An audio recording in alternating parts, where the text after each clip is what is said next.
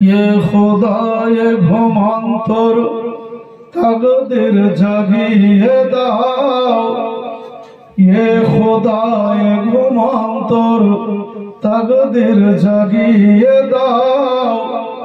चोख दिएছো तो नबीर मदीना देखिए दाओ। बोलুন आमीन। लेखक আল্লাহর কাছে যে প্রার্থনার কথা ব্যক্ত করেছেন হৃদয় দিয়ে, যদি একবার রাসূলের রওজায় হাজির হওয়া যায়, রাসূলের শহরে হাজির হওয়া যায়, তাহলে মুমিনের তামান্না, তার আকাঙ্ক্ষাটা মিটে যায়। তো বড় তামান্না নিয়ে বলতেছেন, ইয়ে খোদায়ে গোমন্তর তাকদীর জাগিয়ে দাও, তাকদীর জাগিয়ে দাও।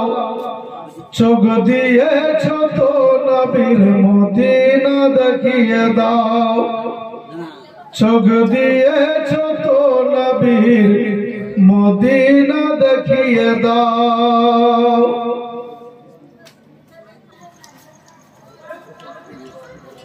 যে হাত দিয়ে করি দোয়া খুলি আমি কোরআন, যে হাত দিয়ে করি দোয়া খুলি আমি কোরআন, সে হাত দিয়ে না ফিরোজার জালি দলিয়ে দাও।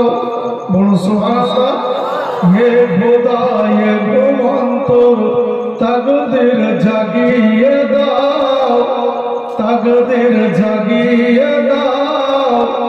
চোখ দিয়েছো তো নবীর মদিনা দেখিয়ে দাও, চোখ দিয়েছো তো নবীর মদিনা দেখিয়ে দাও।